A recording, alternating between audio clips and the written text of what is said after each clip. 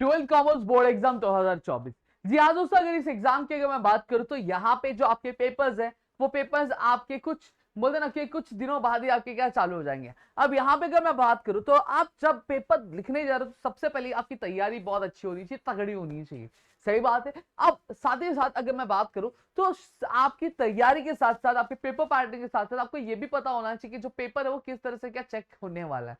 तो आज इस वीडियो में हम उसी की बात करेंगे दोस्तों। अगर आप चाहते हो ऐसी कई सारी वीडियोस हम लेकर आए, ऑलरेडी आपके रिवीजन लेक्चर चल रहे हैं, आपके अकाउंट्स का एक लेक्चर आपको आ जाया रहेगा और ऐसे और कई सारे सेशंस आएंगे। तो इस वीडियो के लिए जो टारगेट लाइक्स होने वाला है वो 500 का लाइक होने वाला है, जो कमेंट होने वाला है वो 200 का कमेंट होने वाला है। तो उसे कंप्लीट कर दो ताकि और भी ज्यादा एनर्जी बूस्ट हो जाए और हम आपके लिए और भी कई सारी चीजें क्या लेकर आए दोस्तों। तो चलिए जानते हैं पेपर चेकिंग प्रोसेस होता क्या है।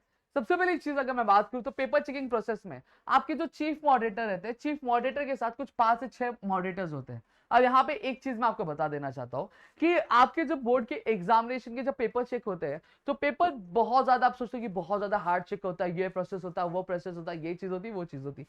मैं आपको सीधी सादी भाषा में एक चीज यहाँ पे आपको क्लियर समझा देना चाहता हूँ कि आप जब कभी भी पेपर चेक होते हैं तो यहाँ पे इस मोटिव से कोई भी टीचर या फिर कोई भी बोर्ड पेपर चेक नहीं करता कि हमें बच्चों को फेल करना है।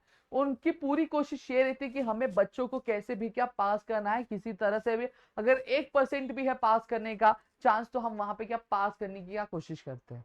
सही बात है। अब आप पूछोगे कि सर ऐसा क्यों, तो देखो सबसे पहली चीज मैं स्टार्ट करता हूं आपकी कॉलेज लेवल से। अब आपकी कॉलेज है और दूसरी कॉलेज है, दोनों एक ही एरिया में स्थित। सही बात है। अब आपकी कॉलेज कहीं पे भी ये नहीं चाहेगी कि अगर उसका जो पासिंग परसेंटेज कम हो जाए। क्यों?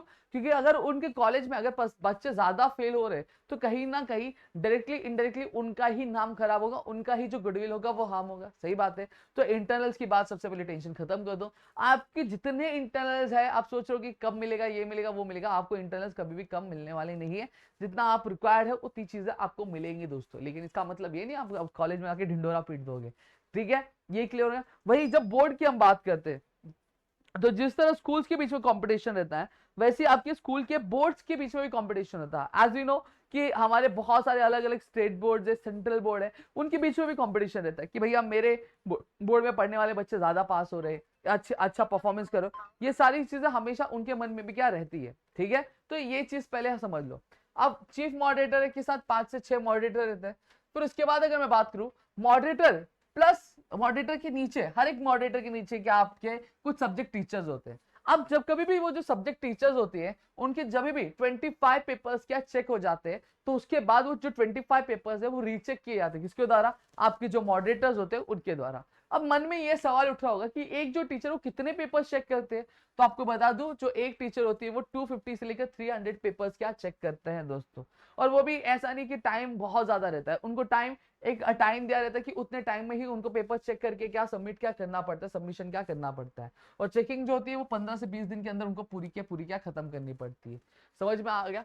अब यहाँ पे एक चीज आप लोग समझना, चीज आपको ये समझनी है कि भैया पेपर की अगर मैं बात करूं, बोर्ड्स के पेपर की बात करूं तो अगर आपको कुछ चीजें जो है कि पेपर लिखना कैसे होता है, क्या चीजें ध्यान में रखनी होती है कि एग्जामिनर की एक जो पर्सपेक्टिव रहता है, एक जो परसेप्शन रहता है, वो क्या परसेप्शन रहता है पेपर चेक करते टाइम। अगर आपको ये सारी चीजों के बारे में थोड़ी सी नॉलेज अगर मिल जाए ना तो आप एकदम तहलका मचा सकते। क्यों?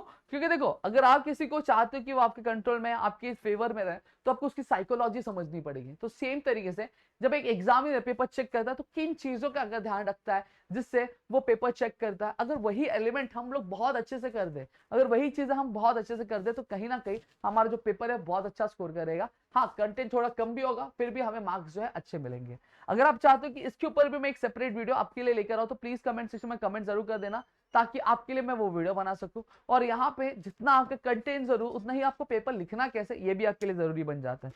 ठीक है, तो मेरे ख्याल से आपको चीजें यहाँ पे समझी है तो प्लीज वीडियो को लाइक करो। चैनल सब्सक्राइब नहीं किया तो चैनल को सब्सक्राइब करना, अपने दोस्तों से शेयर करना ताकि इससे और कई सारे वीडियोस हम आपके लेकर आ सके आपके अपने प्रदीपगिरी कॉमर्स अकेडमी पे दोस्तों। तो मिलेंगे हमारे अगली वीडियो, तब तक के लिए घर पे रहो सुरक्षित, अपना ध्यान जरूर रखना दोस्तों। जय हिंद दोस्तों।